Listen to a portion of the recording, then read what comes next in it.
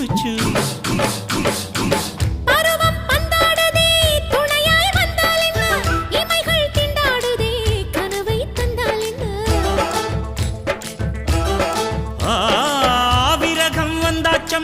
சலனம் உண்டாச்சம்மா காமன் கப்பல் இப்போ கரைய கண்டாச்சம்மா மன்மத சட்டையில் பம்பரமாகணும் தோள் மீது சாயவா அத்தையின் மகளை குத்தகை எடுத்து கண்ணாலே மேயவா